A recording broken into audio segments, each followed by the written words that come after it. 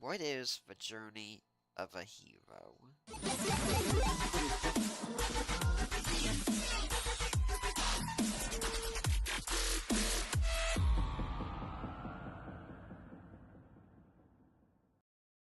To see the story of Final Fantasy Legend 2, you don't want to risk it being interrupted by a movie you might not have seen and want to know about. And that get the game interrupted in the middle. The last Mega Man game we went through was Mega Man 2, so now we're going through 3. Because the original Mega Man is just super hard, and I didn't want to deal with that right now. And this is your warning that yes, this is going to be spoilers. So if you haven't seen this yet and you say, hey, I plan on seeing it this weekend, I don't want to hear anything about it, cool. Come back after you've seen it, and you can hear what I have to say about it. I also want to be clear first off. Oh yeah, I also want to apologize for my allergies to do about that, but I told people I was going to do this, and I do about that, but I told people I was going to do this, and I followed through. Now, I hadn't really seen a Marvel movie in a while. Not because, to which I want to give a lot of thanks to a new subscriber to my Patreon who's taken some steps to help me with that now. And if you'd like to do the same thing, I'll be telling you how you can do that later. And also, thanks to a friend of mine who sent me all together. And as far as I know, we all enjoyed the movie. I'm not going to claim to be someone who's, for instance, read all the comics and can tell you all the secrets about Spider-Man. No. So, someone who's interacted more with the comics can definitely tell you a whole lot more, I'm sure, about the movie than I can. And that's okay. I also like to explain, I'm starting on Snake Man stage because that's where once you get past the initial time, he's fairly simple. And the Mega Buster does good damage to him, so that's where I start. See, once you learn the pattern, oh, see, it's pretty.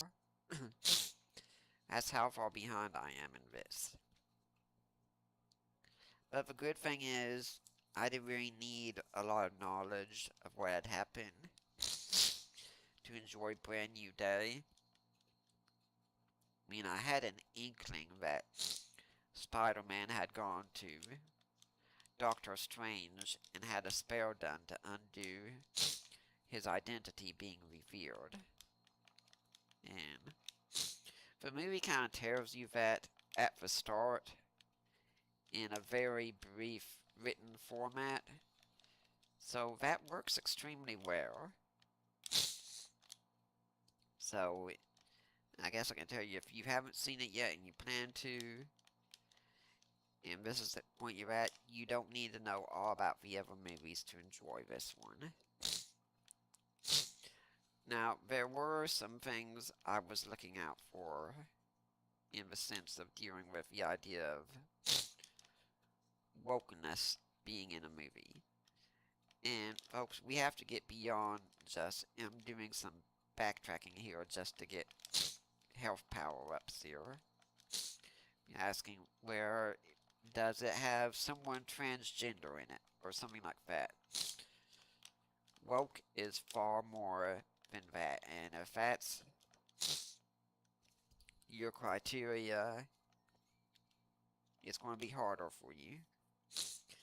The main criteria I wanted to see was, how is masculinity and femininity portrayed in here? Is Peter Parker a man we can all look up to? Okay, I guess I don't have a rush jetpack or a rush submarine. That is going to be one difficulty in its level, but it's one we can deal with. 'cause in recent movies, there's been a tendency to have what's known as the boss girl. That she doesn't need a man, by golly, she can do it all on her own. Even looking at some, like, say, Rey in the Star Wars series. Okay, I'm just going to pass up that one over there. That somehow she picks up a lightsaber and boom, she's proficient and she's an expert at everything. Now, some people will look at this and say, well, obviously, you don't like female heroes in movies and things like that. Nope, not at all. Wonder Woman was one of my favorite movies. I loved that movie. It was excellent action from beginning to end. And the Lara Croft games were the Tomb Raider games were very popular. And not just because, well, the obvious features that Lara Croft has, but because they were good games to people. I didn't get to play them as much at all, really, but they were popular for a reason. And someone can say where Tifa was from Final Fantasy VII was popular for the obvious reasons. Yeah, Aerith wasn't exactly like that, and she was very popular too. Women as being heroic in movies and games and stories are fine, as long as they're accurately portrayed as women, and not trying to say, look, these characters are superior to men in every way. So when I saw Mary Jane show up, I was going to be asking that same question. Is Mary Jane being shown as someone superior to Spider-Man or not? Now, I'm also not going to be talking really about the acting in the movies, because I can't tell you enough about who played what role here, okay? Yeah, I can say that for what it's worth, my favorite Spider-Man is still Tobey Maguire, because that's the first one I saw, and that's usually who I think of for Spider-Man. And that means, was it Kirsten Dunst? For me, plays the role best of Mary Jane. And that's okay. If you're not of that persuasion, that's fine. Whereas you might know more about the movies than I do, but doesn't mean Tom Holland is not a good Spider-Man. I think he does a very good job in the role. So, let's get into Spider-Man Brand New Day here. And what I'm basing a lot of this on is well, I'm doing great here. Fortunately, I got those extra lives early on. This could be the hardest part of the original 8 stages here, because we don't have the rush submarine. If we did, this part would be super easy, honestly. We'll see if we can get out of that. No harm, no foul. Okay, good. We're covered here. I'm not going to risk getting just the energy tank, though. Yeah, this is going to be a struggle here, folks. In the series, from the way I gather it, Peter Parker is kind of, how should I phrase this? Kind of like the lovable loser in some ways, because he's not the kind you'd expect to be a superhero, because he's not at the start really like super athletic or strong or anything. He's actually a nerd. And that means in his world he's totally unappealing to someone like a Mary Jane at the start. That was definitely true in the original Spider-Man that had Tobey Maguire in it, but at the start Mary Jane just wasn't interested in him. I still remember him saying the story begins with a girl, and how he could not get Mary Jane to even notice him. As Weird Al says in his song, Ode to a Superhero, Mary Jane still would not notice him even if his hair was on fire.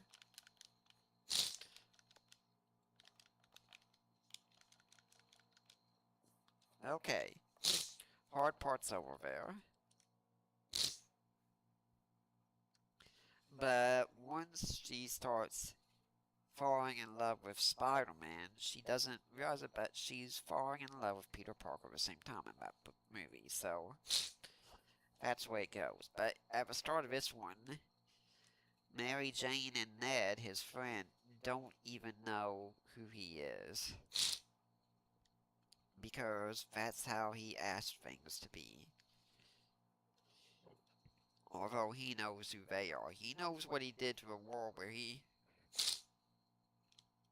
undid everything, pretty much. Well, he didn't do it directly, but he had Doctor Strange do it for him. And you can tell at the start of the movie that this leaves a wound for him. And this is how we know Spider-Man is extremely human. That no matter what he does in his life, he longs for love. See, it's not just that he's a hero at the start. He's also learning how to be the hero. Yeah, I kinda can't but think about Five for Fighting's song Superman, where we see a Superman who is really extremely alone in the world, because he's really lost his home and can't really relate to anyone, and it's because he can fly, but he doesn't fit in. And Spider-Man lives with the fear of constant rejection, because if he reveals to Mary Jane who he is, will she accept him or not? And you only get one shot at that.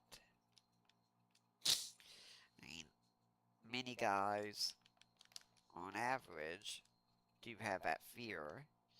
Yes, but Spider-Man has it on a whole different level than your average guy does.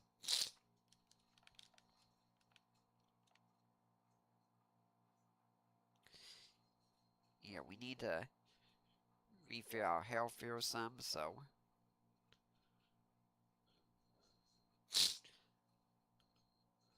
unfortunately it doesn't seem to be happening too much here.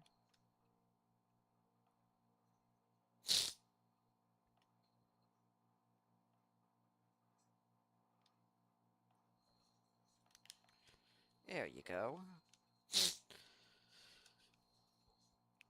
In Spider-Man in the movie, at the start, it's shown that he's pretty much cleared out crime in New York City. But in some ways, this is also a problem. Why is he clearing out so much crime in the city? And it's not just because he's a superhero, and that's what superheroes do. Well, yes, but also there's a downside in that, as the police chief keeps pointing out to him, he doesn't seem to have a life of any kind outside of that. And this is something that a lot of superheroes seem to deal with. Batman in particular deals with this. He could have several good love relationships if he wanted, but the thing is, he's more in love with fighting crime in Gotham City than he is with the possibility of having a romance. Okay, so we're going to die this first time here, and that's okay. We're probably going to die. Yep, we died.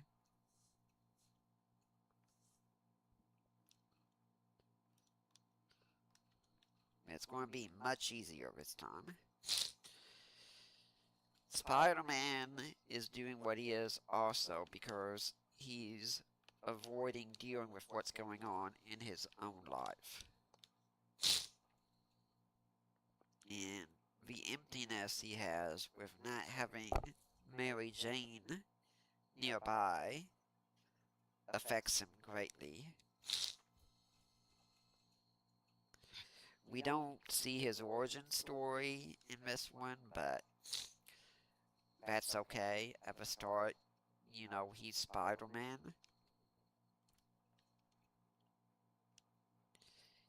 And normally the hero will often have some sort of mentor hero or confidant in this, and I think he does have one.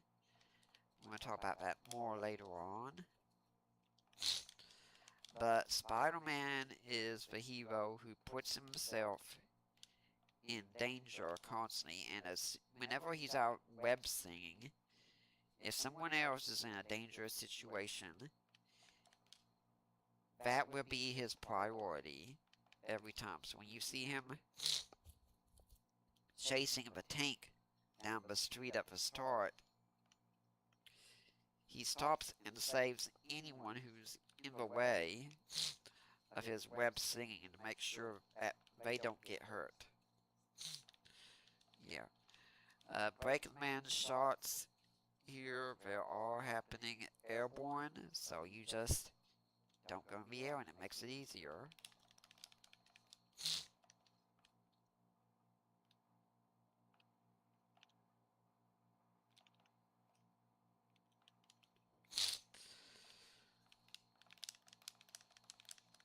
And he's super focused on what he does entirely, but as the police chief mentions to him, you never talk about anyone else outside of fighting crime, and you never ask me about myself. You don't even know the names of my own kids, which is something that does come up later on in the movie.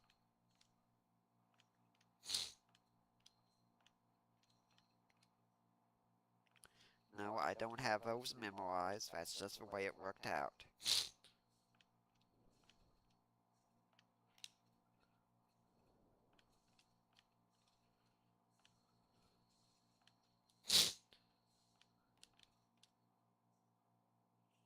Okay, I think I see what I need to do, although the difficulty is this magnet does work against you.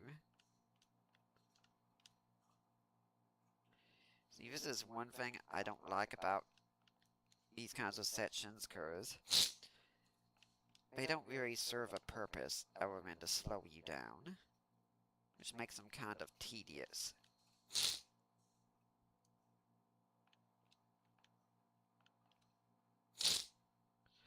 Because, I mean, if there was something going on beyond here, beyond just hey, get past this part, it'd make more sense, but in this it seems to be just, hey, we're going to slow you down here a bit.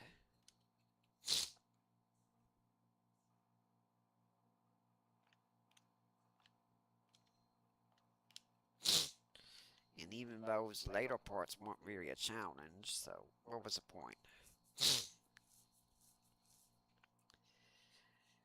And Spider-Man, he's always trying to see the best in everyone that he comes across, trying to find hope in any situation. And when he does meet his friends, you can tell he really wants to tell them the truth about who he is, but he can't, even though he has a super incentive to do so, because, I mean, Ned, his friend, is tracking down Spider-Man, saying, not to expose him, I pretty much just want to thank him for all that he's done.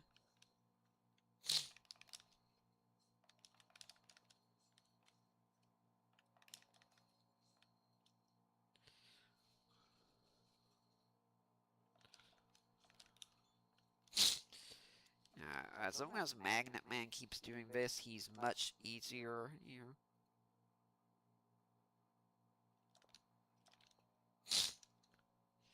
You want to move slowly so that the magnets can have a way to avoid you here. I don't always do it right. I'm not going to use an energy tank this early either. Unfortunately, the Magnet Buster seems to do 2 damage to him with every hit. One more hit and I am finished. So, let's hope Magnet Man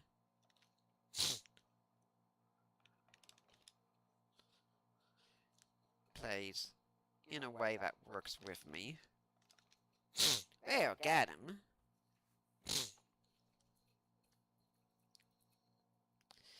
And you see Peter Parker, his battle isn't just against his enemy in the movie. His battle is against himself, as he finds he is so stressed out from what is going on in his life that the Spider-Man DNA, as it were, the spider DNA in him, starts to take over, and he goes into a rage with his enemies. So he's fighting Scorpion, for instance, and he's clearly got the upper hand when the rage takes over, but then he goes crazy as a result. So much so that he pretty much attacks a police car, and a policeman gets hurt. Now, the police chief defends him, but says, I won't be able to do this next time. You need to figure out what's going on in you. Now, none of this indicates that she needs to know who he is. Well, kinda, you gotta wonder, can't the police chief, I don't know, just trace even a cell phone back somehow? I'm sure that would be possible, but, you know, it's never really brought up. Maybe she has that means, but just chooses to not do so out of respect for Spider-Man. Who knows? It's kind of like, I've been watching Batman, the animated series, and an episode where Batgirl reveals who she is to her dad, Commissioner Gordon. The idea seems to be he knew all along. He just didn't say anything. It wasn't his business to know. Right now, we're in Hardman stage. Someone just came into the chat. We're talking about Spider-Man, Brand New Day. There are spoilers in here if you haven't seen it yet, because I'm talking about the plot of the movie, so keep that in mind. But yeah, this is Hardman stage. So Spider-Man has to overcome the enemy within, which is much harder than overcoming an external enemy often.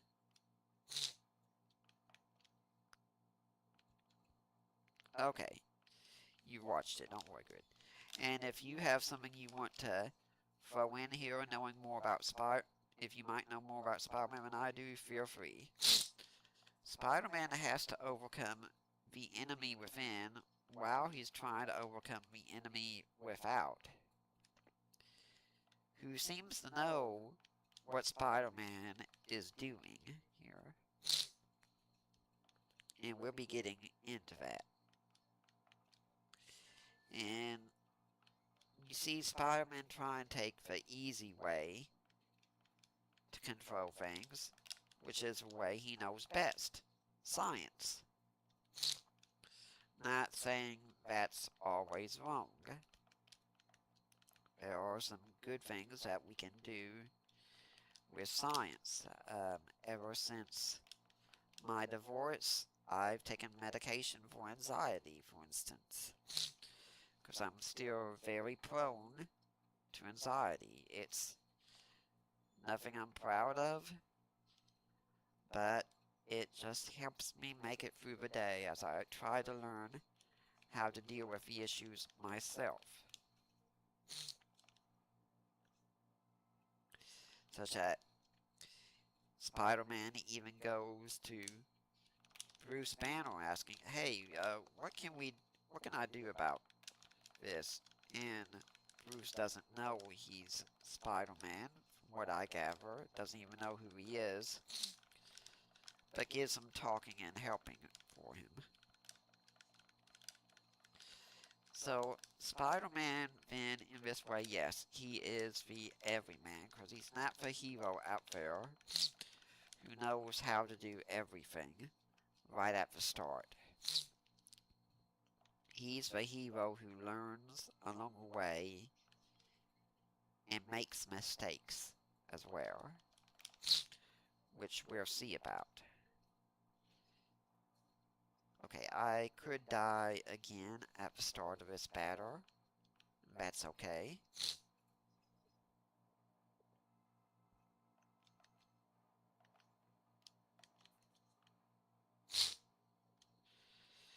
Yep. Next time it's going to be very simple here. This is the last life I've got, but hey, you got continues in this game. No big deal.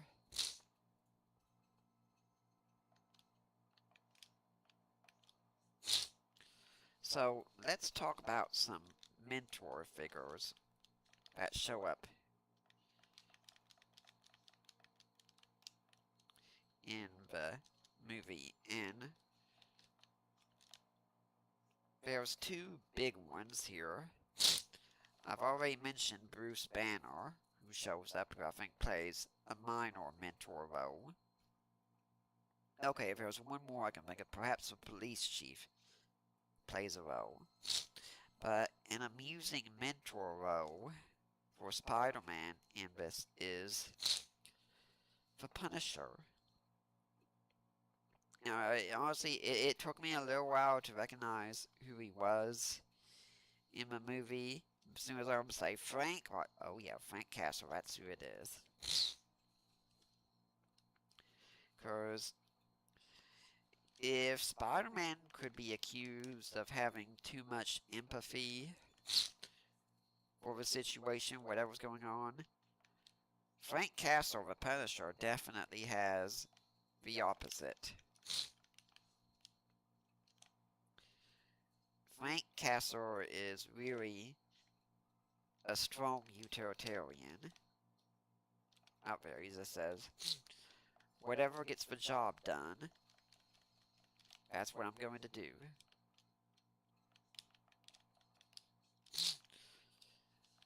This is not going well.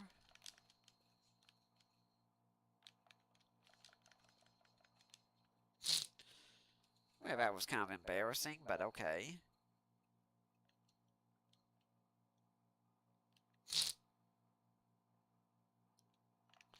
Frank does whatever it takes to get the job done, but we also do see a revealing moment in him where he tells Spider-Man that, if I had my loved ones nearby here with me still, I wouldn't be out here doing what I'm doing.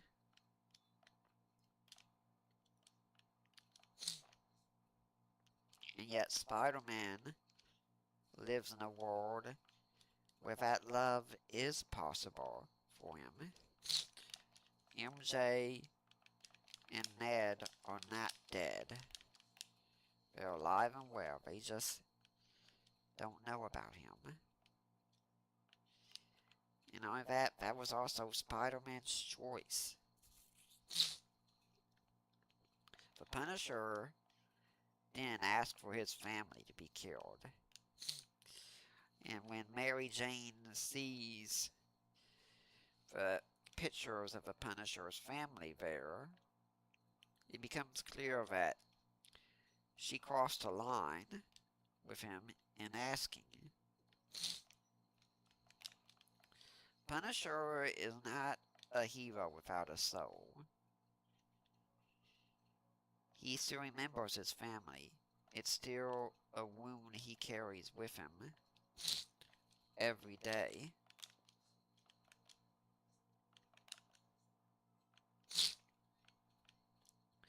But his lack of empathy, actually, and really after reading Paul Bloom's book, Against Empathy, I really don't like the term, but I can't think of any other one to use right now, is actually a balance to Peter Parker.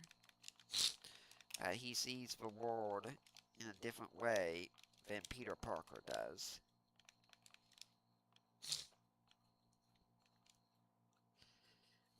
Frank is all about the mission, and where he doesn't really want innocents to die, but he's not going to go out of his way either, I don't think. And a lot of superheroes have the rule that you don't kill your opponents. The Punisher is one who looks at that rule and says, "Oh, you better believe I do." Says, "They're the bad guys for a reason." Another one that'd be like this would be Wolverine. Wolverine doesn't really care if he kills his opponents.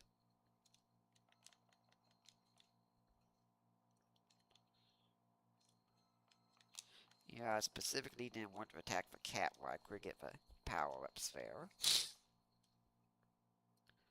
Punisher, it's very clear. These guys are evil. Evil people deserve to die. Okay, that's it. You can say you don't really agree with that, but he is consistent.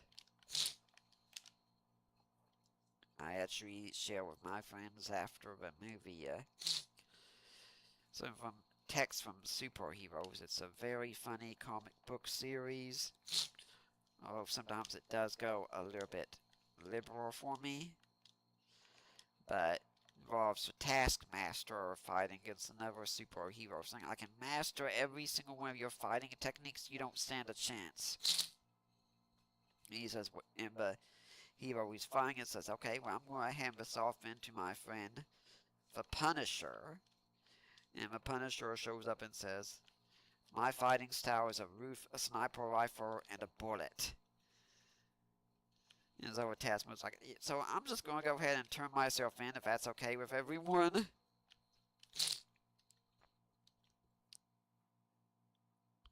But the Punisher,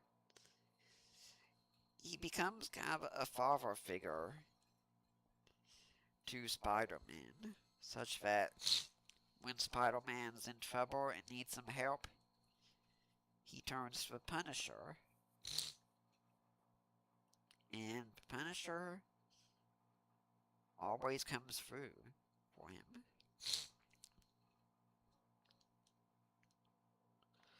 So, let's talk some about the villain.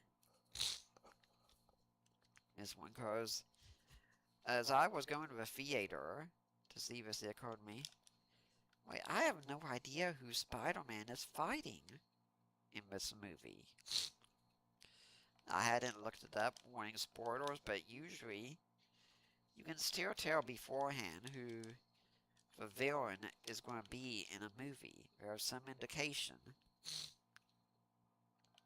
But for this, I didn't know of any indication whatsoever as to who the villain was.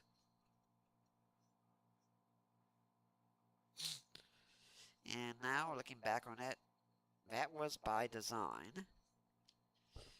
You go in and you see him fighting Scorpion and Tombstone, and even a reference that he fought the Hand.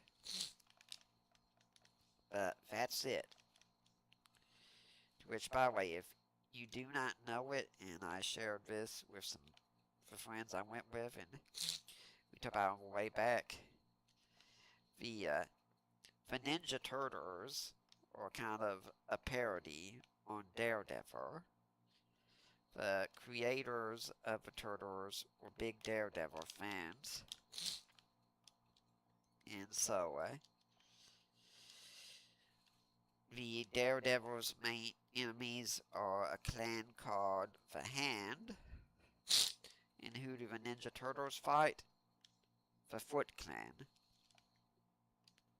And who's the mentor of Daredevil? The Stick. Who's the mentor of the Ninja Turtles? Splinter. And the chemical that made Daredevil is also one that made the Turtles. The Turtles are both set in New York. It's the same accident, everything. So that's phone in free. If you don't know about it, well, now you do. But early on, you see a villain who seems to be able to mind hop from person to person. And like I said, I don't claim to know a lot about Spider-Man in the sense of an expert, but I was thinking, which one of his villains does this? And I could not think of who it could be.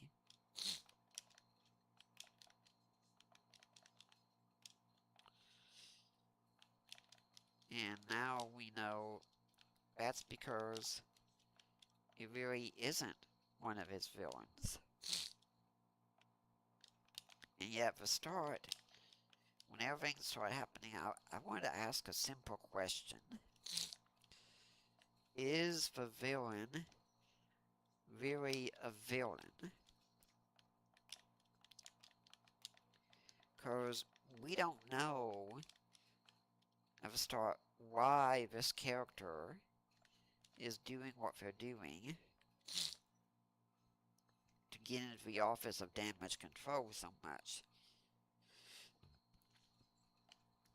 And say, yeah, we'll look at the path of destruction that this character leaves behind. Yeah, you can say the same thing about the Punisher.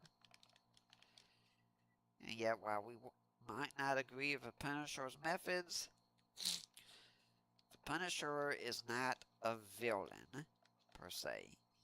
We can say he's an anti-hero, but he's not going out there seeking to do evil.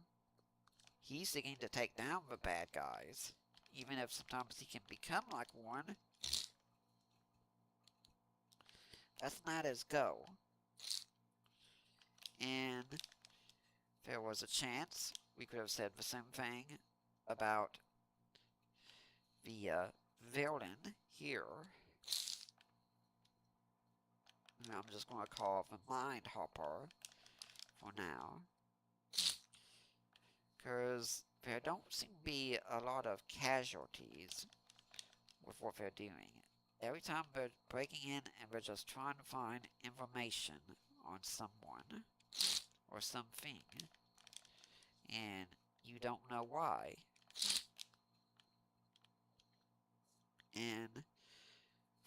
see when Spider-Man goes into the Office of Damage Control and he meets the guy in charge. Again, I apologize for my sinuses being so bad. I'm just so stuffy right now. Meets the guy in charge. Yeah, I was thinking at the start. I'm sorry, I don't trust this guy a bit. Okay, that person in the crowd doesn't know about the casualties thing. I mean, you could be right. We don't know the body count they left behind. But I think it does look at least like at the start the Mind Hopper is not trying to just kill as many people as possible. Yeah. Okay, yeah, we're going to get towards that a little bit at the end. At the start, she's not on, the Mind Hopper isn't on this go of kill as many people as possible. It's, they're looking for information about something and not finding it. Every interaction has been an attempt to say, what can I find out about what I'm looking for? Because it's something to break into an office like that and just say, hey, I just want to do a web search on here.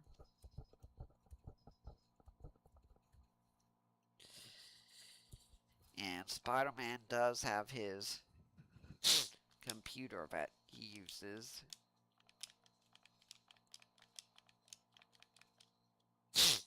Like I say, the top spin is one of the weirdest weapons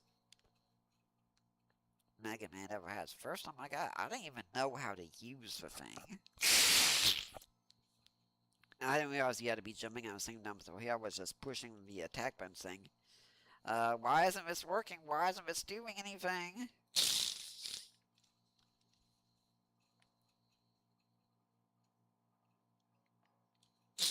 Now, I didn't know before I went to the movie that Spider-Man had sort of an AI companion like Tony Stark's Jarvis, for instance, but it looks like he does. It's one who was kind of figuring out all the information for how far the Mind Hopper could jump going from person to person. And then when we get to the point, though, that we realize who the Mind Hopper is, I am pretty sure, at least when I saw it, that in the audience of a movie theater there was a collective gasp when the name of Jean Grey came out. Yeah, this is the part that can be troublesome here.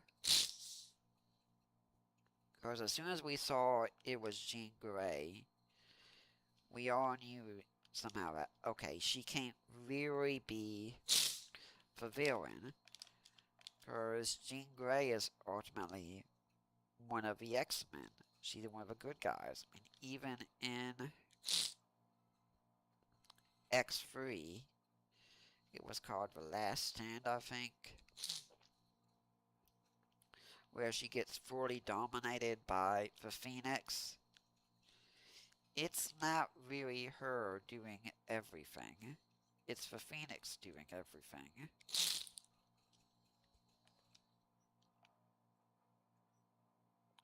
So, it's Logan, Wolverine, who's the only one able to get close enough to her, where he has to deal the fatal blow to her. Because, other than that, if she just wanted to kill him right off, she could have done that easily as the Phoenix.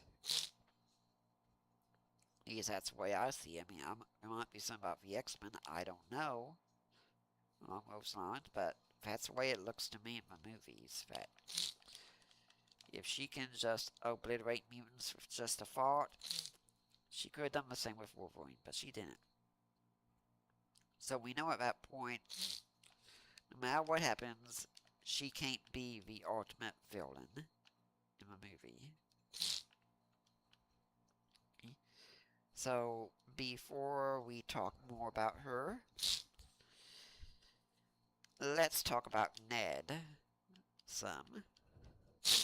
I know you all probably thought I was going to talk about next, but nope, we're going to save him for later.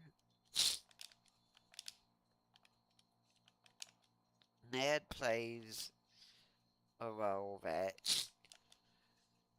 might not seem too essential to some people, but really is. And that's the role of a friend. There's someone that Peter Parker can confide in, who also knows his secret. And if you're someone who thinks the role of friend might not be that important, try picturing Lord of the Rings without Samwise in it.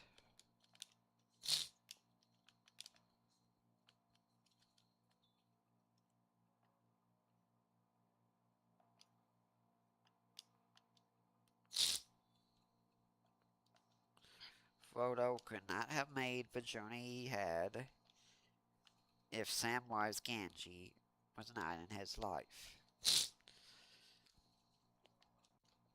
And I haven't got to play Final Fantasy 16 yet. I hope I can sometime.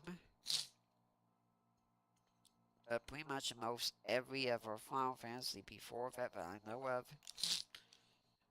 the hero was never alone.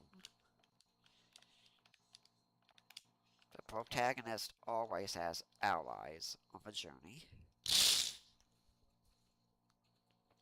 The Spark Shark could be the most useless weapon ever dreamed of in Mega Man. I'll grant you it can work on some bosses, but other than that, when you hit an enemy with it, it doesn't even damage them, it just paralyzes them.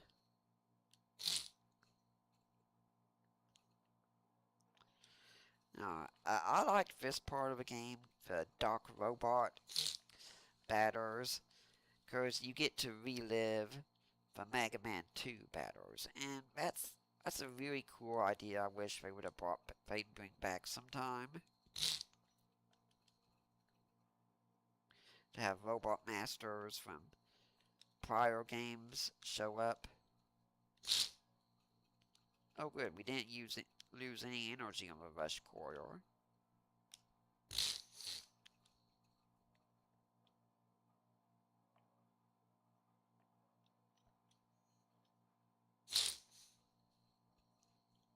But friends are always essential. To which this is a good time to remind you that, oh, definitely getting that. You can be a friend of what I'm doing around here. I already said we've had a new donor sign up to help out, and I generally don't tell who the people are who make donations unless they want to be known for some reason, because that's kind of a personal thing. Now maybe in the future I might, when I get some people who are working alongside me who know more about everything, I might set one of those things like you can see, thanks to our supporters, and have their names up there. Don't know yet. Thinking about that one. But when you come and you support, you're really being a friend of a gaming theologian channel. And your friendship makes it all possible.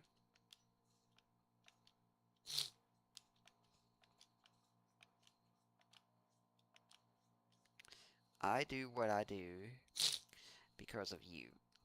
Yeah, I can say with my last donor, not only did they make a donation and become a regular donor through Patreon, But they also thank me for saying they've learned a lot from the videos, and that is really supportive to hear.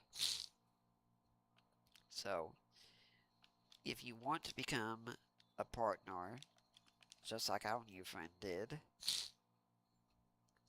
I've got a link in the video description to my Patreon. I've got one to my Substack. You can become a donor on my Patreon. The least I ask is $5 a month. That's not a lot. That's the price of, say, a cup of coffee a month. Maybe 2 cups. If you can do that, that would be excellent.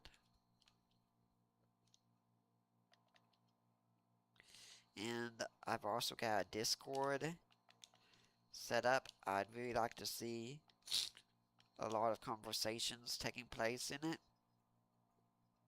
We don't have that unfortunately right now because we just started, but about video games, we can talk about Christianity, we can talk about apologetics. I've got a place for autism discussion there.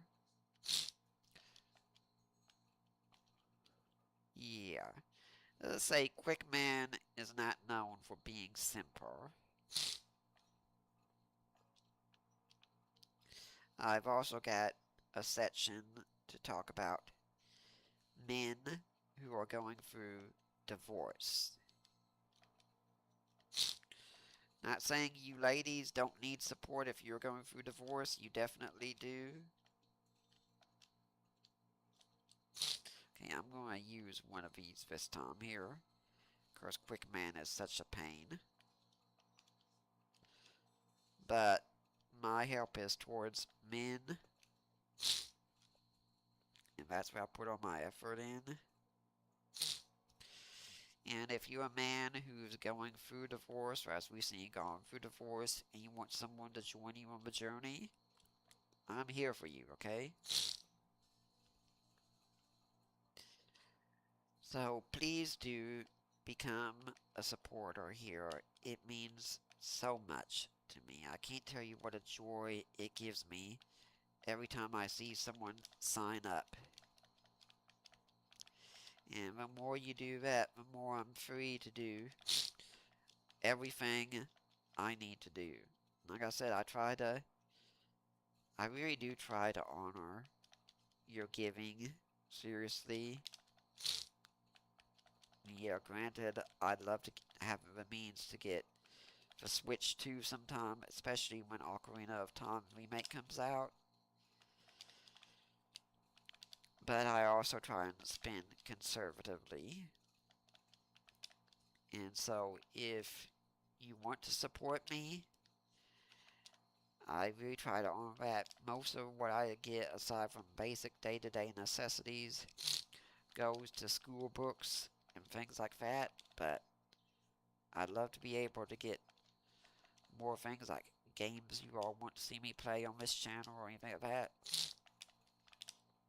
And if there is such a game, let me know about it. If there's a topic you'd like to see me talk about, let me know about that as well. Okay, we're going to try and just get as much health as we can here. Because we don't know when the next time is for sure that I can get health power-ups.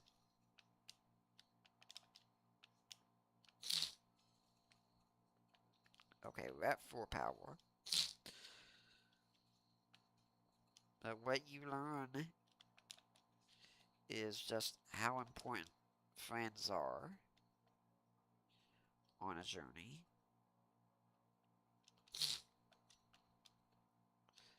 So those of you who are friends of the Gaming Theologian podcast and our YouTube channel and who are friends of Deeper Waters, my apologetics work, and anything else that I do,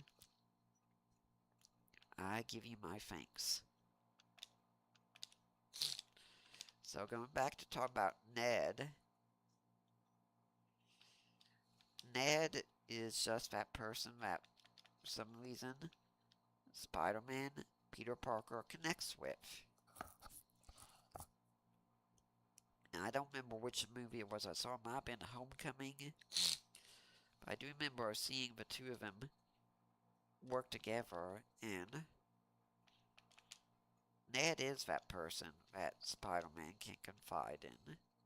That he's not out there for the glory for himself. I can compare it to, say, oh, I just recently watched Static Shock for the first time, not too long ago, and that series is a whole lot better than I thought it would be. And I can compare Ned to Rich at the start of the series, who knows all about Static's powers and mainly wants to focus on how he can help him out the best.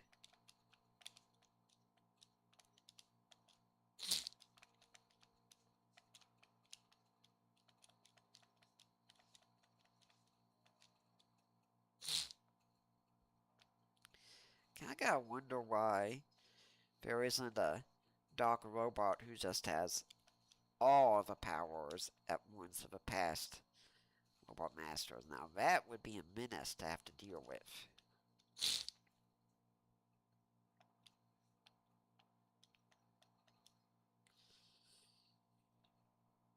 And when we got here the first time, we did not have the Russian Marine, and it was much more difficult, but now we do.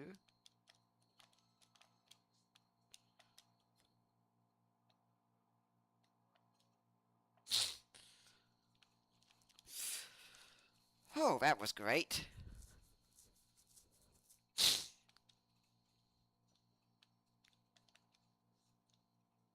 So we're going to make sure we get the Russian Marine up to 4 power here.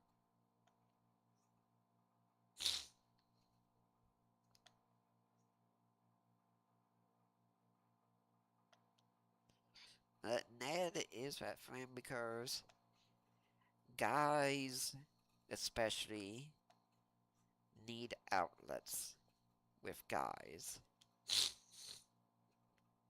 One of the things I've been learning a lot more in the journey of going through divorce is just that buddy time. And that's something that meant so much to me about going to the movies Saturday night is just being with people who were buddies and sharing together. And some of these guys even called me week before and said, "Hey, we're playing some Switch over here. How would you like to join in?"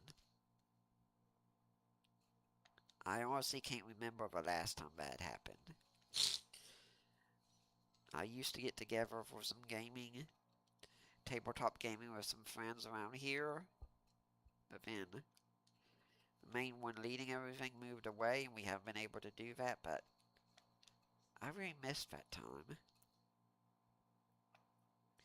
And even if you're a married man, you need that camaraderie with other men. Because as great as your wife is, there is a sort of camaraderie, a sort of friendship that she can't provide for you. And that's okay. It's not speaking ill of her, it's just this is the way guys are. Guys need other guys who will come alongside them in the journey. It's normally now time. Hey, let's get together and talk about our fears and things like that. It's just having the fellowship with other guys. Although if you are going through those struggles, you need that. you do need someone to talk about those struggles with. And at the start of a movie, Spider-Man does not have that. The closest he has is the Punisher. And let's face it, the Punisher is not the best one. So we think to talk about those struggles. Oh, towards the end of the movie, it does look like he's not so much of the stoic type that he comes across as. Ned plays that role. He's got no interest in taking advantage of Spider-Man. He says in the movie, he doesn't want to expose him. If anything, he just wants to thank him.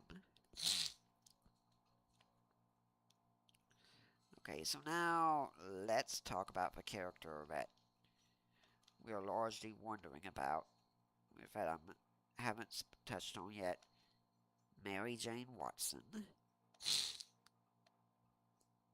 Now, I do remember at kind of like the housewarming party, it's still something I don't really understand what was going on in the scene. But when Mary Jane gets kissed by another guy, it kind of seems like she's cheating on Ned. I don't know if that's the case. Someone who knows more about the series can maybe explain to me what's going on. But I went to the movie theater and I was sitting between two of my friends, all of us guys, and by golly, I could tell that scene hit all of us hard. For my part, I was thinking about going through divorce and what that was like. I can't tell what everyone else was going through, but for a man, loyalty is huge. That left me wondering, is Mary Jane loyal?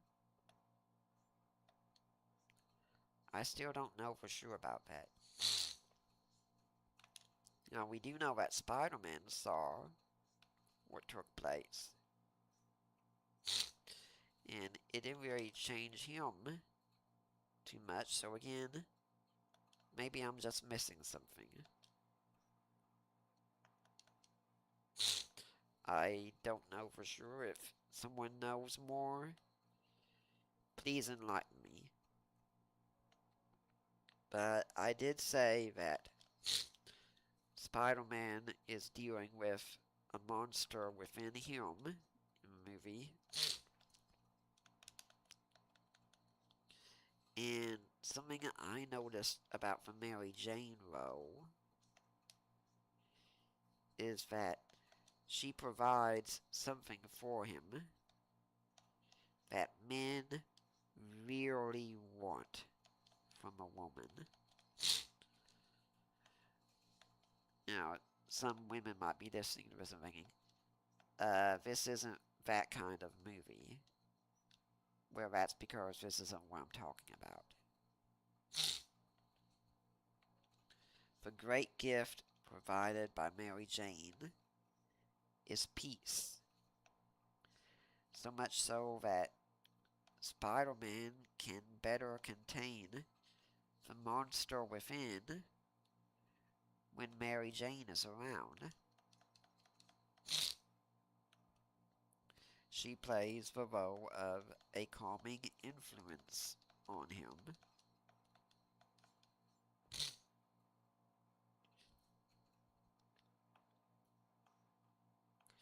And as soon as I saw that scene with her helping him with the inhibitor and noticing how his stress levels seemed to be going down, I said, yep, that's it. She's providing peace. See, I'm not doing this from memory, just so you all know. It's kind of exploration, find out what weapons work best. I mean, there is some memory, but there's a little trial and error here going on. Mary Jane provides peace, and ladies, I cannot begin to tell you how much peace means to a man. If a man comes home at the end of a day, the first thing he really wants to do is decompress. Look, ladies, he's willing to listen to your problems, your struggles that you've had during the day, and he should.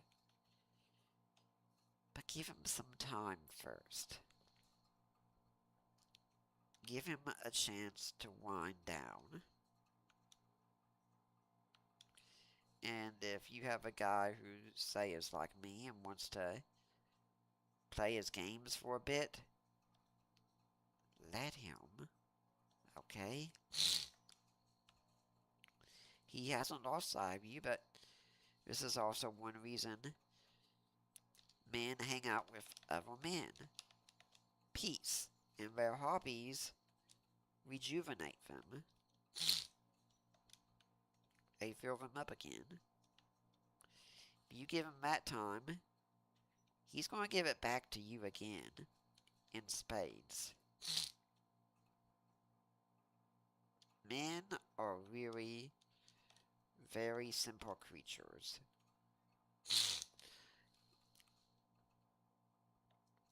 My now boss had been struggling a lot with learning the job at first. And she was telling me that her husband was struggling because how much she was panicking at night. And thing was, I said, yep, he just wants peace. That's all he cares about right now. Just peace.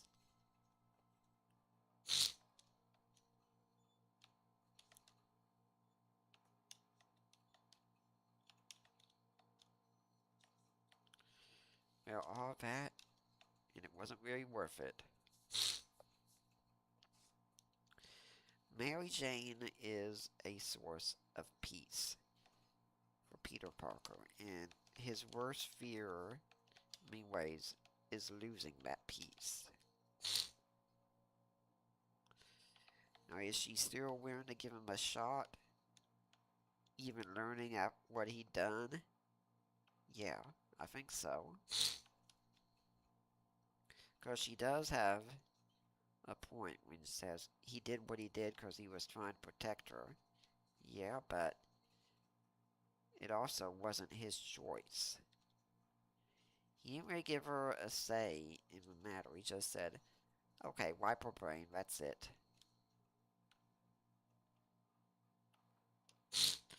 Yeah, that didn't work out as well as I thought it would.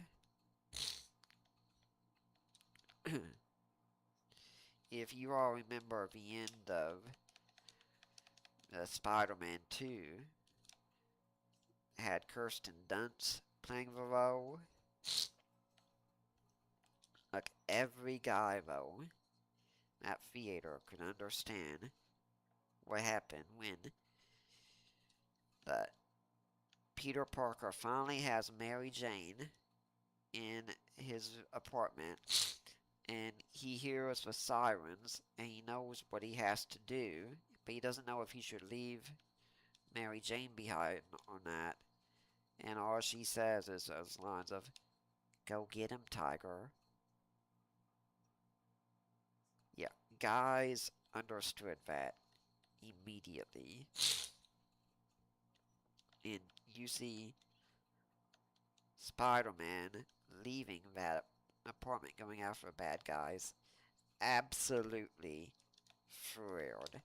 He is cheering the whole way. And ladies, your man would love to hear in some way you saying, "Go get him, Tiger." It is really incredible to think of the impact a good woman can have on a man.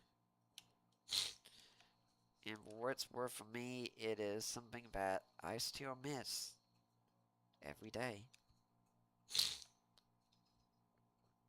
Not a day goes by that I don't miss having a lady in my life. Because it's incredible that it really gives you an idea of something beyond yourself.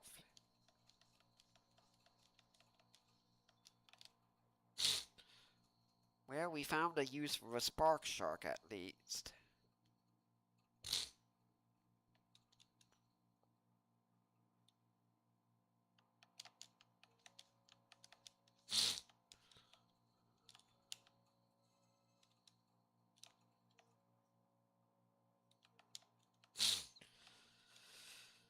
So now we know what weapon to use next time. So ladies, please do not underestimate the impact you can have on men in your life. And the mistake I've seen made is this idea that, well, I'll do all those things when he does his part. That makes the relationship be transactional instead of sacrificial.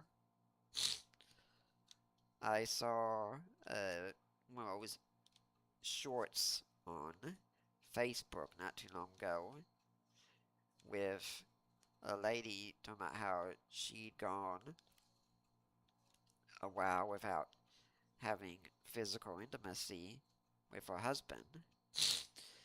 And she said, and I realized, oh, this is what it is. We haven't had emotional intimacy.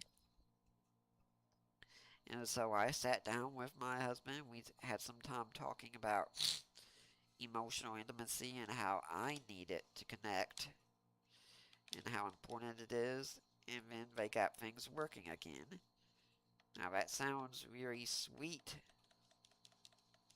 But what I was left thinking about it was, okay, this time I'm not risking it. Was the idea of, what would it look like if this situation was in reverse? What if the guy had said, you know, I hadn't had a lot of emotional intimacy with my wife. I hadn't been sitting down, chatting with her and sharing things, and then I realized, oh, it's because of lack of physical intimacy. And so I sat down with her and told her that she needs to supply my physical needs before I'm able to fully meet her emotional needs. You know what? That guy would be decried to no end. And properly so. But when it's going the other way, we seem to say, oh yeah, well, that makes sense. It doesn't. Relationships like that are not meant to be transactional. As long as your husband is not mistreating you, you're supposed to give to him. And husbands, as long as your wife's not mistreating you, you're supposed to give to her. It's not supposed to be a relationship of, I meet my partner's needs when they meet my needs. That's transactional. As Christians, you're called to love first, which means you do what's right regardless. And it could be that if you make that move where you're meeting that other person's needs, you could find they're meeting yours a lot more. And if you find they're not, it's okay then to say, it's like, honey, I've been doing this for you, and I know it means a lot to you, but for me, do you think we could consider doing X, Y, Z more? Because if you've got a good spouse, they will be willing to listen to that. Because ladies, believe it or not, men love to make women happy. It's one of our great joys in life, is getting to please the women who are in our lives.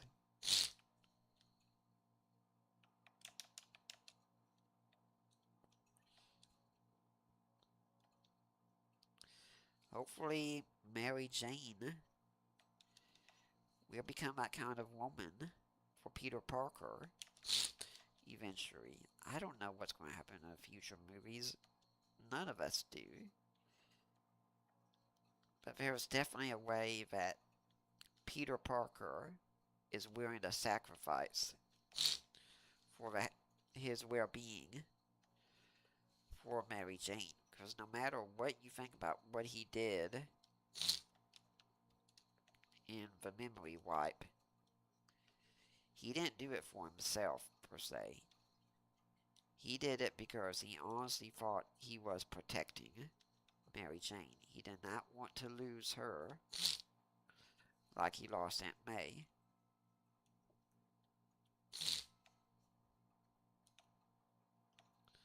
So now let's get to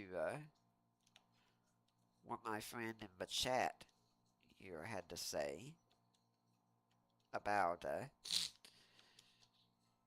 Jean Grey, who is the quote-unquote villain in the movie that she was willing to kill because of what Spider-Man did. And yeah, I fully grant this. And the thing is, Spider-Man, though, he realizes when he has screwed up. And that's something else that makes him every man. He makes mistakes. And he knows it. Okay, we're going to refill our supplies here. Of course, this is a pretty simple boss to do that on.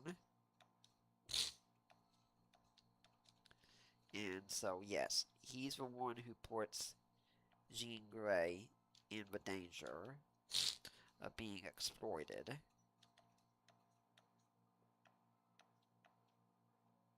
Spider-Man screws up, and it's because he just looks at the actions, and he never seems to stop to ask. And it's understandable. Why is this person doing this? Of course, we can say maybe Jean Grey should have just said, hey, you know, this is what's going on. You want to help me with this? She didn't. That's on her.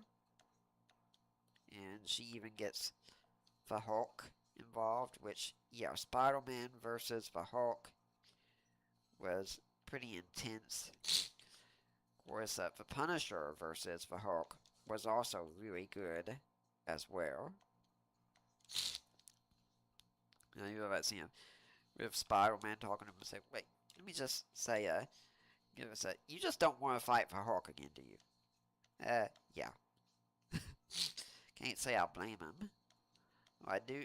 The more I think about it, it does seem odd that Spider-Man gets tossed to and fro by the Hulk, and he's up and fighting again before too long. But as soon as he gets hit by a bullet, oh my gosh, that's it. He's got to go to the hospital immediately. Yeah. Somehow, I think if I had to choose between them two, I think I'd rather face a bullet than be tossed around by the Hulk. Just a guess.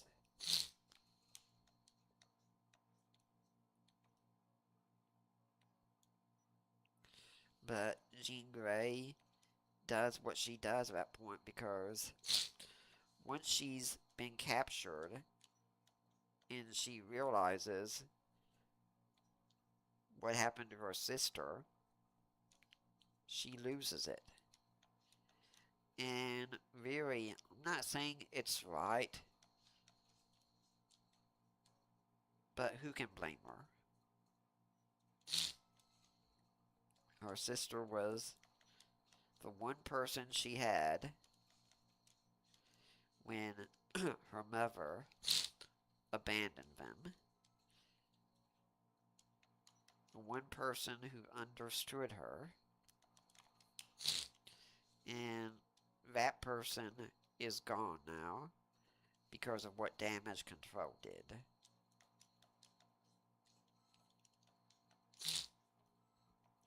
Again, not saying it's right, but I am saying it makes sense. And what is the end result of all of this here? Where Spidey goes after Jean Grey, and this time her powers are upped. But instead of fighting her, Spider-Man lets her in. And this is something to consider because Spider-Man has been closed off to pretty much everyone in this movie.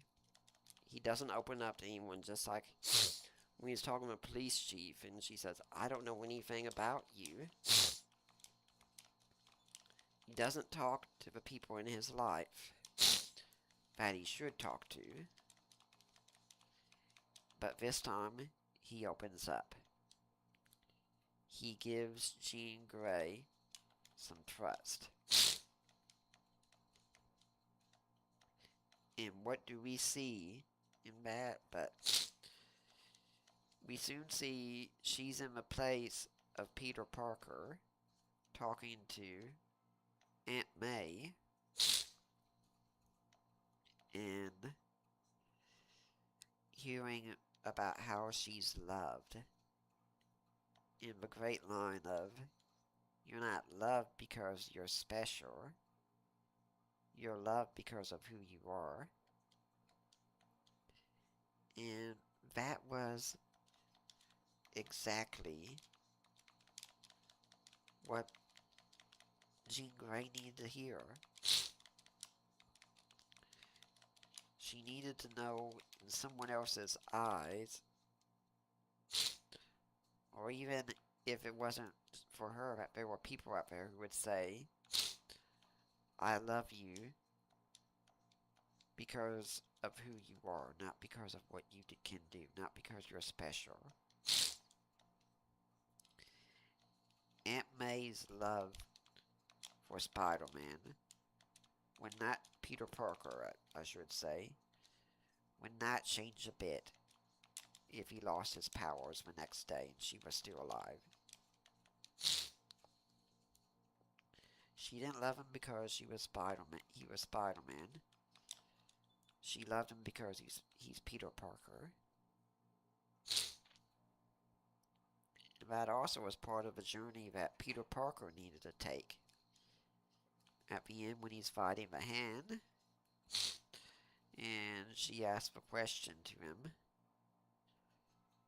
are you Peter Parker or are you Spider-Man?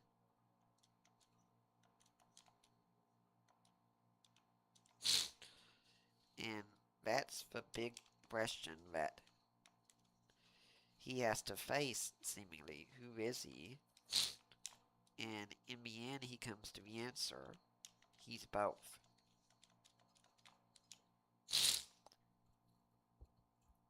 He's Peter Parker and he's Spider-Man. And when he can accept that, that's when he truly comes out as the hero. That's when he's able to not be controlled by his passions, but to control his passions instead.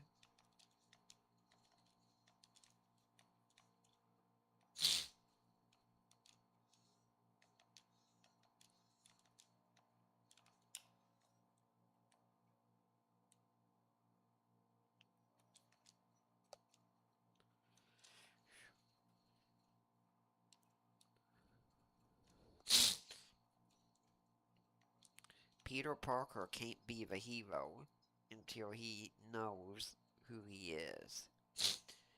And he can't have the true love he needs to face what goes on until he can accept that side of himself.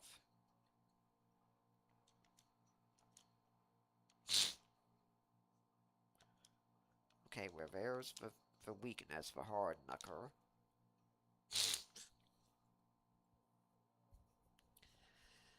And when I was heading back from a movie with some friends, they also said that that's an idea of the love of Christ for us. It's the unconditional love.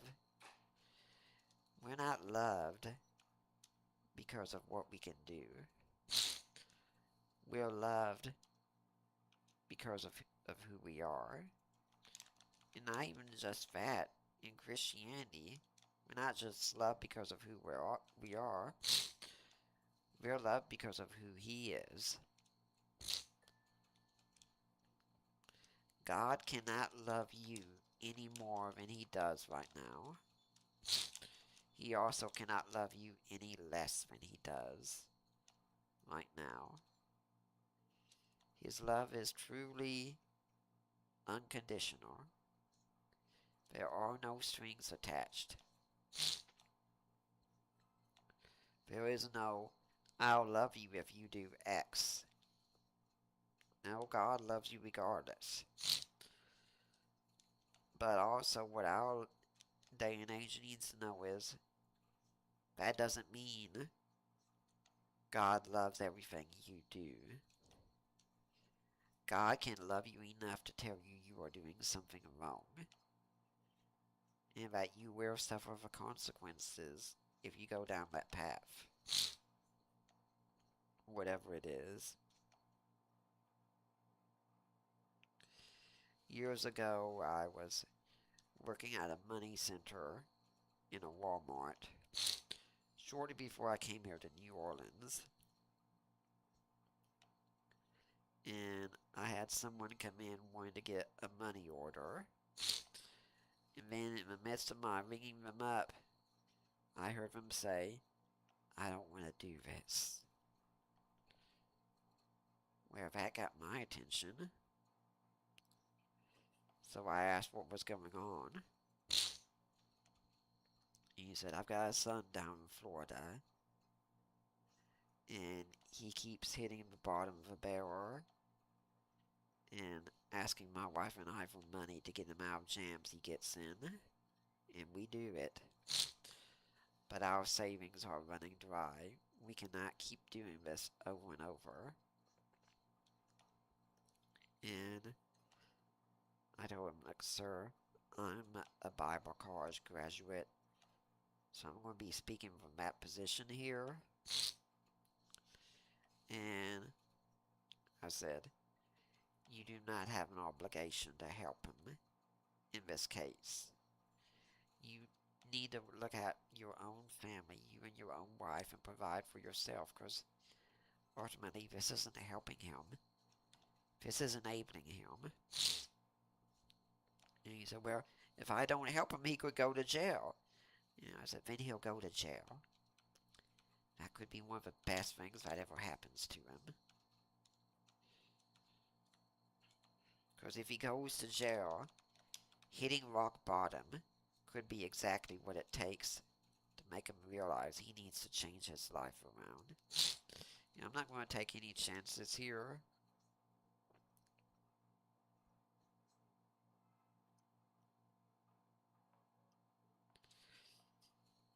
There's, you know, that is what love can do sometimes. Love doesn't mean you enable someone. You keep letting them walk down a path that's bad for them. Love also means you make tough decisions about someone. You look someone straight in the face and you tell them they are ruining their lives by their decisions.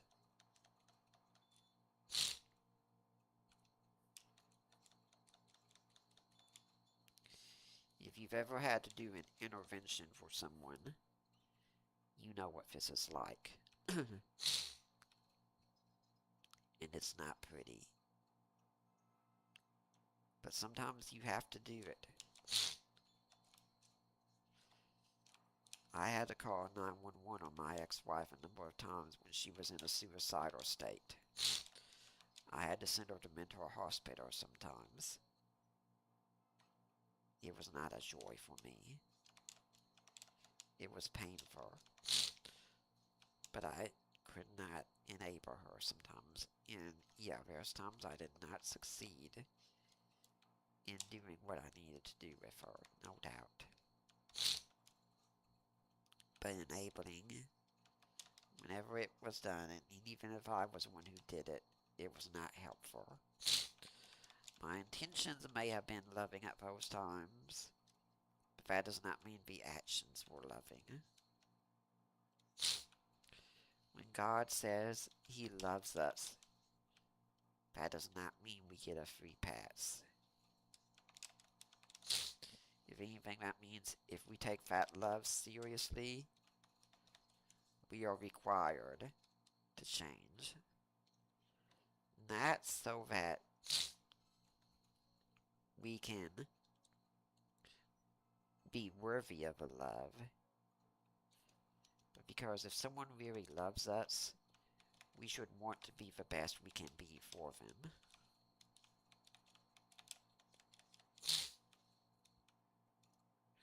We should want to strive to please that person who truly loves us for us that much.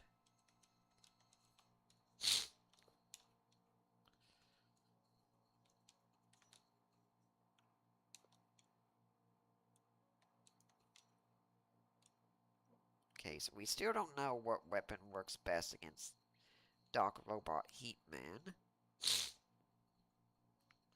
Fortunately, we've got enough lives to try and figure it out. Our day and age looks at love and says, love means let me do what I want no matter what. That is not love. If anything, that is a form of hatred towards someone.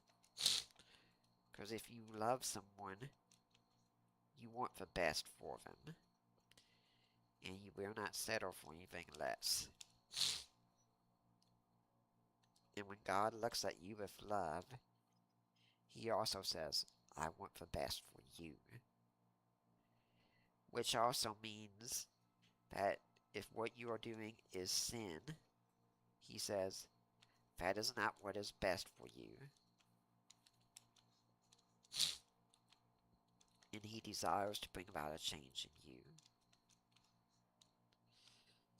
This especially needs to be said in our society of sexual permissiveness. See, this is a big reason why I do not speak of people as homosexual, for instance. Because that makes it an identity. Your identity is not who you sleep with. Your identity is a human being who bears the image of God, regardless. I instead speak of people who have same-sex attraction. That puts the emphasis on the behavior, not how the person identifies, because you are not your behavior. You are more than that. If anything, the LGBTQ movement is dehumanizing. Because it's looking at people and saying the most important aspect of their identity is who they're sexually attracted to. There is so much more to a person than that. Yes, I'm on the spectrum, but there is more to me than someone who is on the spectrum. And if I found out you were supporting me just because I was on the spectrum, and not because of me, that would be very dehumanizing.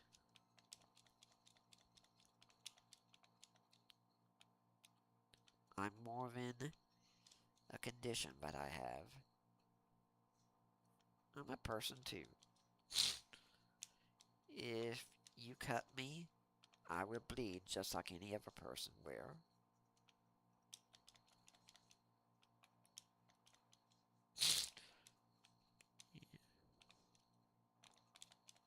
Okay, we're gonna try and refill some health here, because in these games, you never know when the next path is going to be.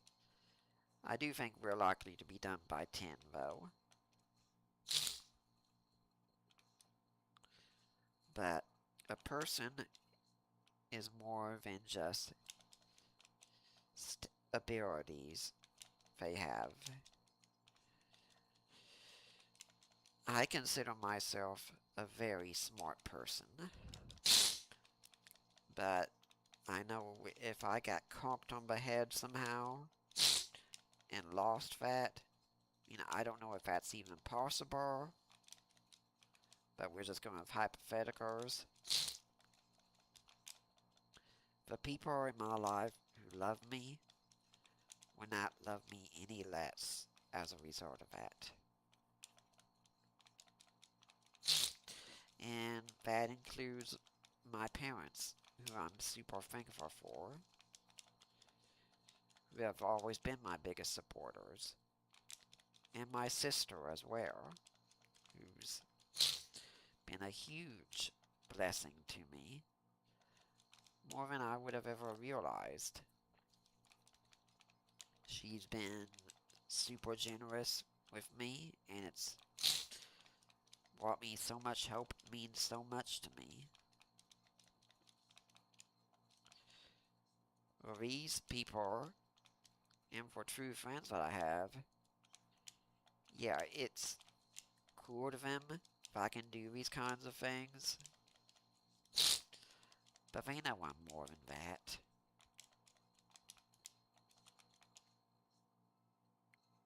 And that's the kind of love Jean Grey needed in the movies. It's the kind of love we all need. Love that looks and says, I love you just because you exist.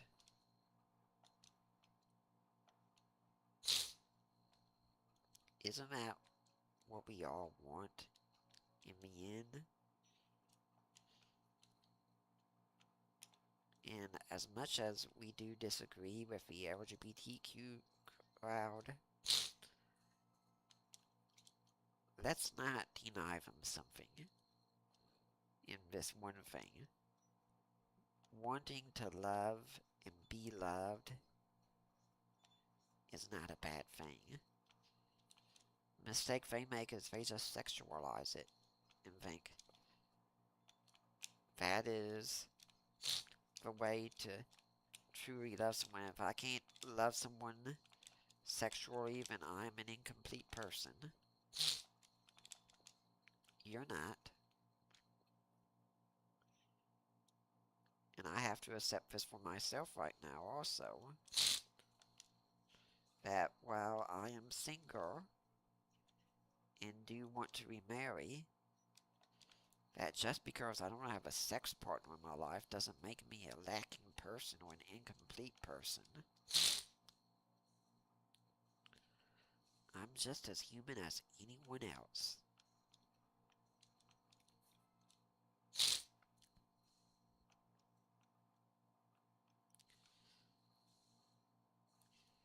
Intimate connection with another person is awesome.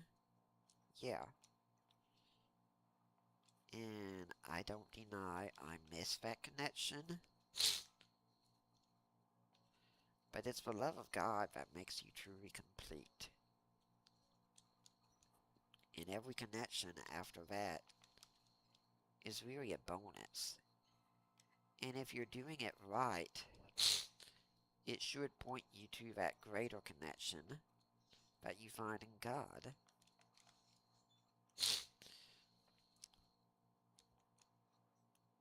True sexual intimacy with your spouse should point you towards God.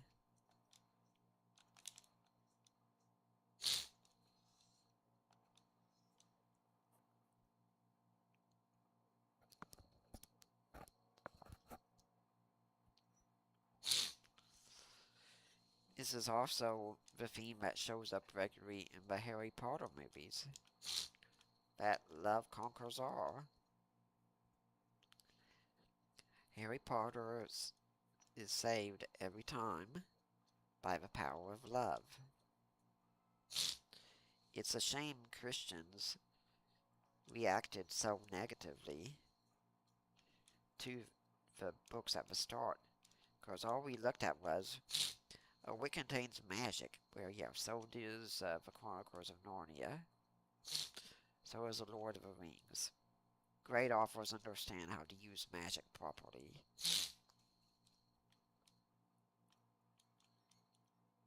And now we often see J.K. Rowling, ironically, as one of our allies standing up against the trans movement, and they see her now as the enemy. Isn't it amazing how roles change? But that was the thing.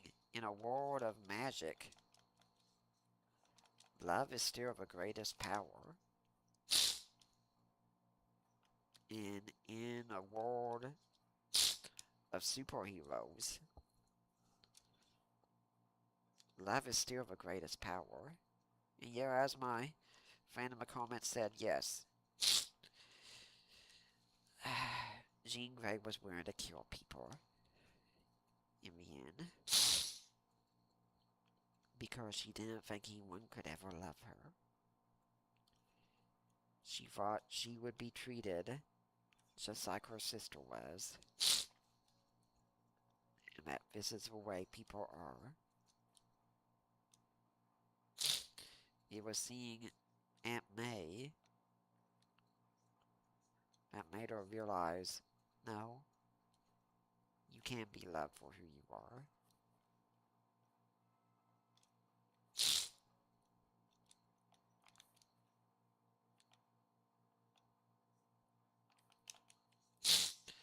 And for those who might think that that could point too much to the LGBTQ movement again, I would say, once again,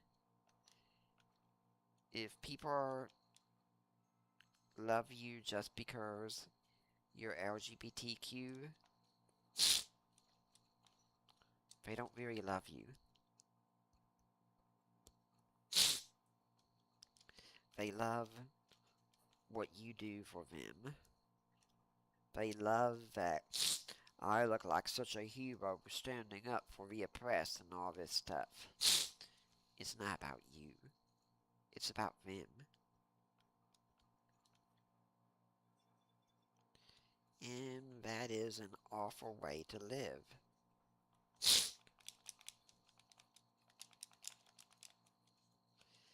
But that's what happens with identity politics.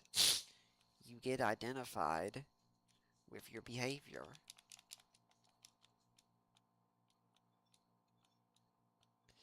The message of a movie, I think, intentionally or not, is the exact opposite of that lobby. That people are valuable because they're people.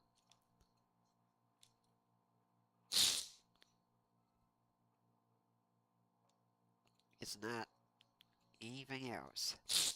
And this is the kind of love we owe everyone. This is a love that makes us seek the good of our neighbor because they are our neighbor for no other reason.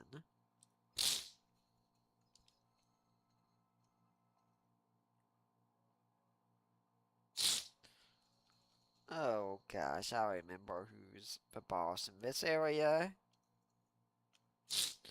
Now if you know the pattern, this guy is much easier, but unfortunately, I don't remember the pattern right off.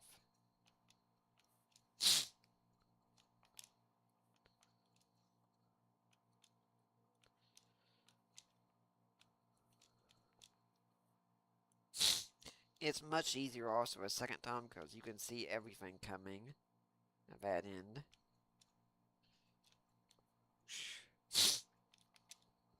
Went the wrong way again.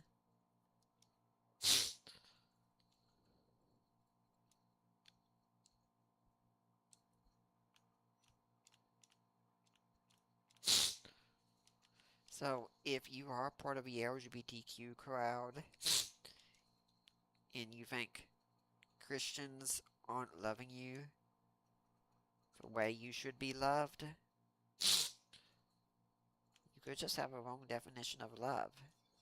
Now, you might think, well, your definition of love isn't the right one. You're not really being loving towards me. But that's a discussion we can have. We can discuss and say, is your lifestyle really self-destructive or not? And you can tell me why you think it isn't, and I can tell you why I think it is. And we can have that discussion.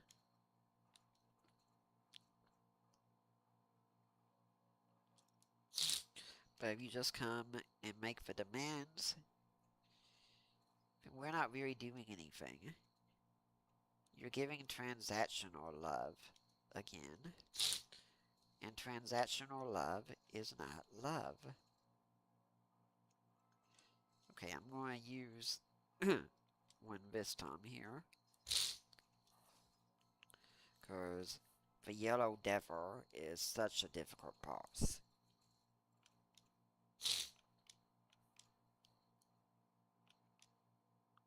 Hopefully I'll do the slide in the right direction this time.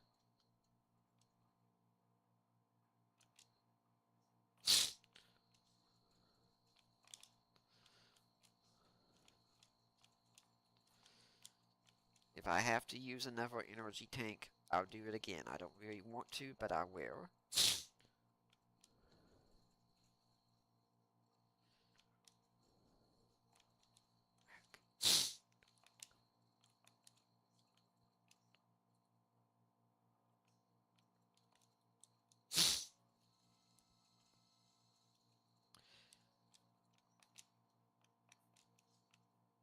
There is another Mega Man game that has actually a harder form of the Yellow Devil. I think it's one of the X games that I must have tried about 50 times or so before I finally beat the thing.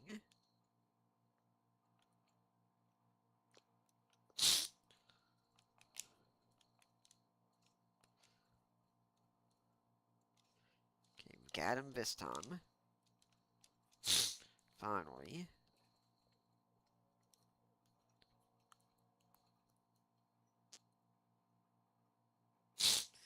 So, Spider-Man doesn't defeat Jean Grey in the end because he's stronger than she is. Really, he's not. She's got a whole lot of powers that he really can't do anything about. No, Spider-Man wins because he shows her what's really possible. That people aren't the way she thinks they all are. And even if the person is someone who is not actively saying it to her, she can actually know there are loving people out there.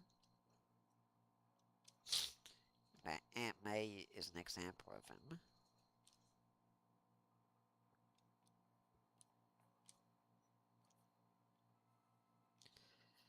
I really think that was one of the most touching scenes I've seen in a movie in some time when that happened.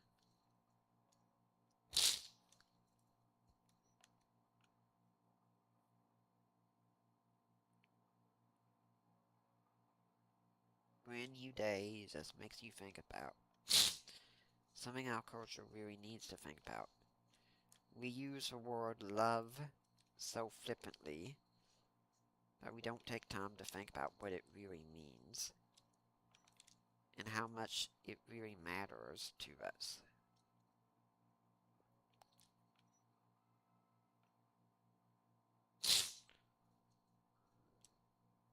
I gotta wonder what that guy's up there for.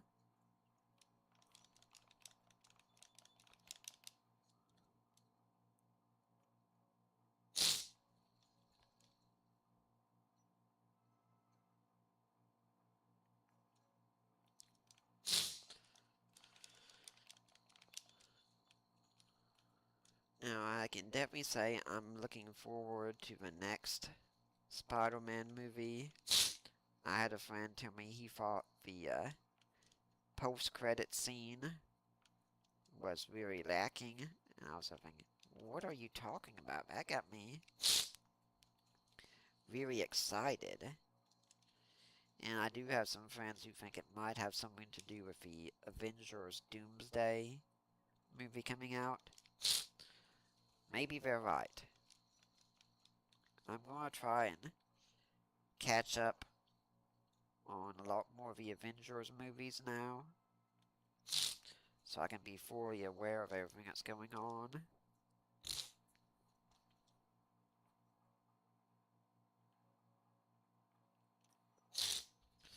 Okay, so this is the Mega Man holograms.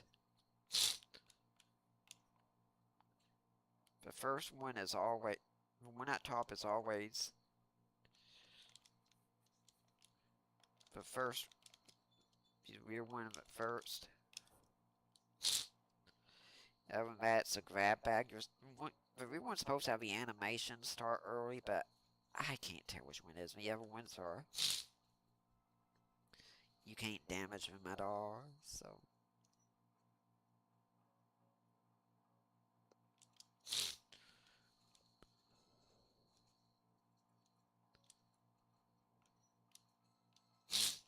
I gotta wonder why Dr. Wily puts all these things in. By the way, I'm gonna have to let my AREXA know that it's time to stop soon, because it does have an alarm set off to go at 9:30 every night, because that is when I take medication. But I'll be doing that after I'm done here, since we're almost done. I really do hope I've given you some insights from what I've gathered into Brand New Day. And if you've seen the movie and you know more about what's going on than I do, and you can shed some extra light on things, by all means do so. Leave a comment below. I'd love to hear it. I do make a point to read what you guys have to say.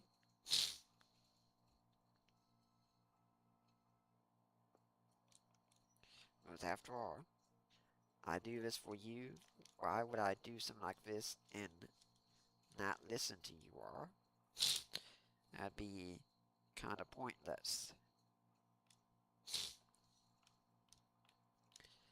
And try and go out and show some love to your neighbor today. Because you never know. They could be a Jean Grey going through a time thinking no one could possibly really care about them. And they need to know someone can care about them.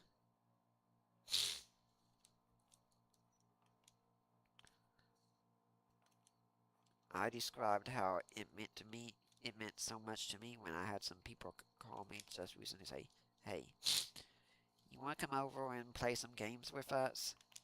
It's a simple thing, but it meant a lot. And I love it when I have people join me even on something like, say, Pokemon Go. To which, if you want my friend code, if you ask for it, I'll be glad to put it in the chat for you. But that means a lot to me.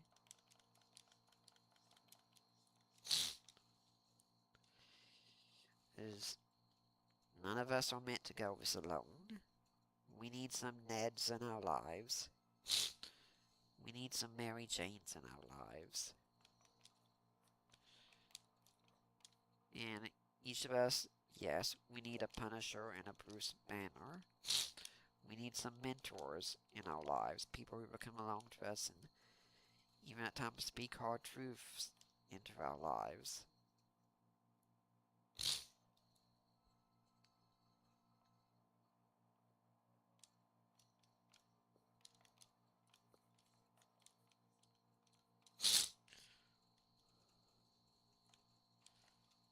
This guy is really a simple boss. Once you learn the pattern, it's just following through with it, because he seems to come towards you at the most random times. But it's just jump, dodge, jump, dodge. Alexa! Stop! Okay, sorry, that might have seemed awkward, but I didn't know what else I could do here. Let's see if his own weapon might work against him. What do you know? It does.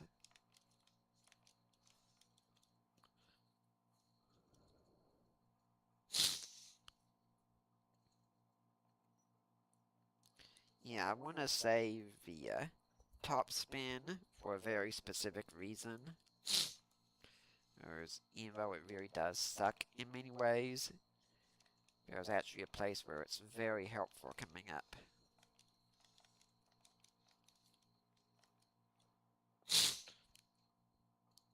See, I think all that's left now are Spark Man and Snake Man.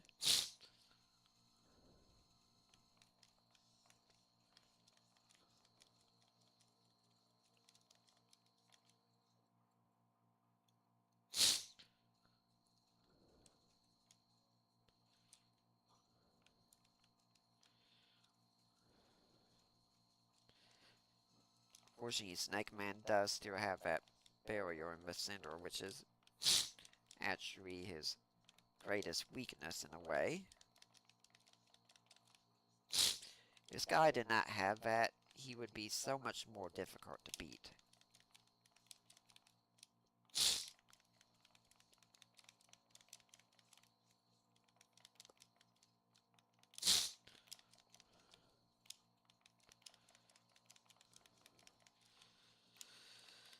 Look, people, you're not likely going to be a superhero who develops the powers of a Spider-Man. But you can go out there and show love to your neighbor. You can go out there and be a Spider-Man to a Jean Grey you might meet. And who is that Jean Grey? You don't know. And that's the hard thing to think about. Because so many times when someone goes and makes the ultimate horrible choice, people are left behind often say, if only we had known. But that's really sort of thing about saying, where if I had known they were suffering, I would have been more loving to them. Be more loving anyway. That's what you're supposed to do. Okay, now we're going into the final battle area.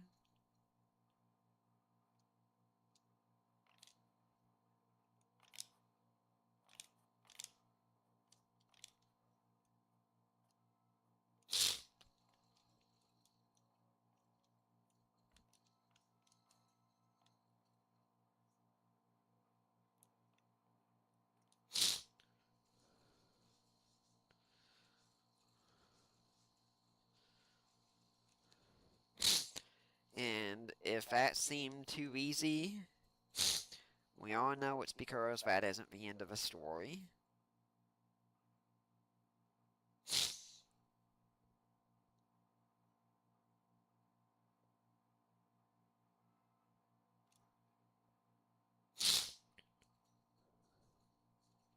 Got a lot of lives. We got our power up still. We're getting a little bit more too, so.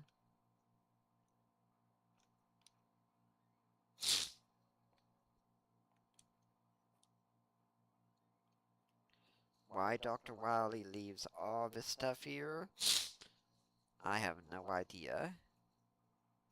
But he does, and who are we to complain?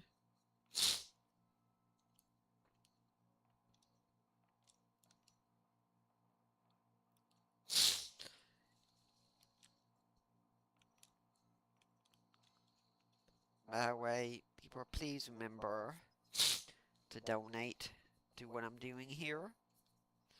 Yeah, it helps keep things like this going for you all.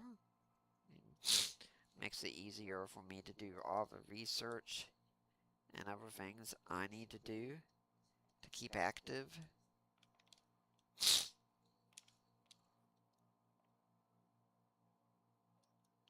See, I think hard knuckles work here.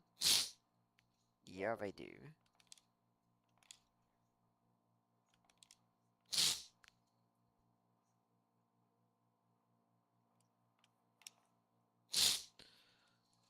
And now, let's go to that top spin. See how effective a top spin is? And I'm barely using any of its energy, actually.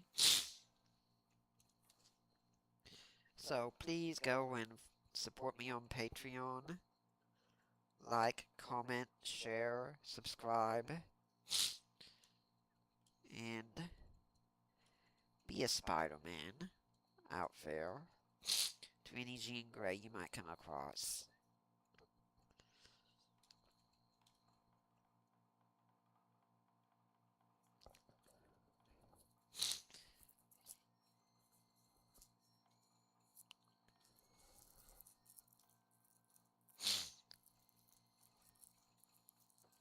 I think he was called Breakman when it first came out.